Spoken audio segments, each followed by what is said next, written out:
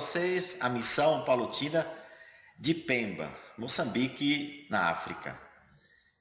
Moçambique fica bem ao sul da África, faz limite então ao sul com a África do Sul, ao norte com Tanzânia, Zâmbia, Zimbábue e Malawi.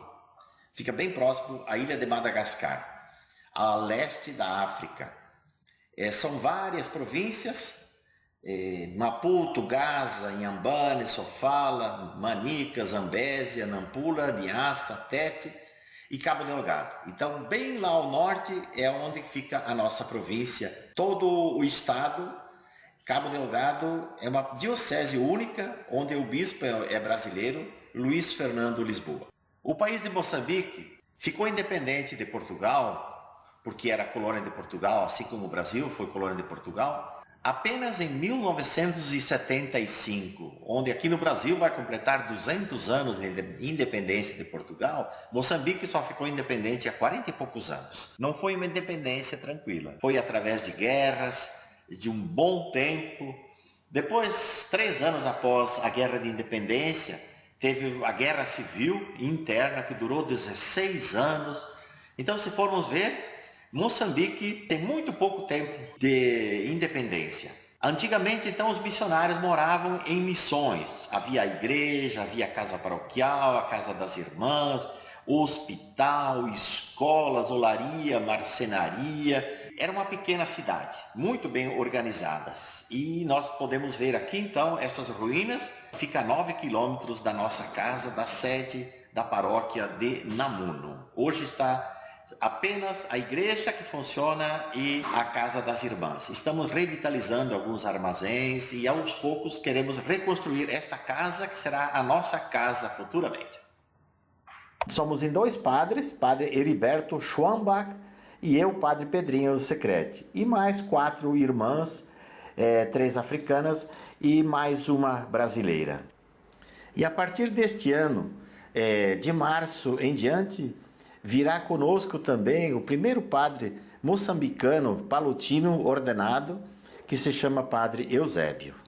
As principais estradas da nossa paróquia, do distrito de Namuno, são até razoáveis, mas as vicinais, as secundárias, são bastante ruins. O clima da região onde nós atuamos, ele é bastante seco, só chove de dezembro até metade de março e depois até o final do ano novamente seco. Neste último ano de 2017 só choveu 2 vezes, do mês de março até o final de novembro. Em agosto deu uma chuva e a segunda chuva só foi acontecer em outubro. Os rios que na época da chuva enchem, porque chove muito nessa época, esses rios na época da seca aos poucos vão secando e quase todos eles secam totalmente, ficando o leito do rio apenas ou pedras ou areia. E para quem está mais no interior, passam mais dificuldades ainda. Muitos desses poços secam na época da estiagem e as pessoas vão longe, 3, 4, 5, 6, 7 quilômetros de distância, com latas e baldes buscar água. E é época também que muita gente queima. O fogo fica solto, mato adentro, então queima tudo. E muita gente até queima para depois poder caçar rato, para poder comer o rato. Mas é só começar a chover que tudo muda de panorama. Tudo começa a ficar verde muito rapidamente. As coisas, por causa do calor, nessa época crescem muito e fica tudo muito verde e bonito. A nossa paróquia é muito grande. São 144 comunidades, dividida em 18 regiões, 18 zonas. Cada zona é coordenada por um coordenador zonal. E depois existe toda a organização de conselhos, animadores, catequistas, coordenadores de todas as pastorais que for necessário, muitos sacramentos, sobretudo o batismo. As pessoas procuram muito o batismo. Em 2016, realizamos 3.215 batismos, do mês de junho até o final do ano. E neste ano passado, 2017 já aumentou mais do que o dobro. De janeiro a dezembro, foram 8.805 batismos. Quando tem a visita do padre, 5, 6, 7 comunidades vêm de longe para poder se encontrar, para celebrar a missa e para poder realizar então os sacramentos, a primeira Eucaristia, sacramento do batismo e casamentos. Algumas dificuldades encontradas na missão. Primeira, a língua. A língua oficial é o português, mas só 40% das pessoas da cidade e 4% apenas no interior é que entendem o português. É preciso um tradutor. A segunda dificuldade, a cultura, são costumes bem diferentes dos nossos. É preciso então muito amor, tempo e paciência. Terceira dificuldade, as doenças, sobretudo a malária. Só um exemplo, em menos de um ano, eu e meu colega tivemos 4 malárias. E o grande índice de SIDA, da AIDS, mais de 11% é o índice de atingidos pela AIDS.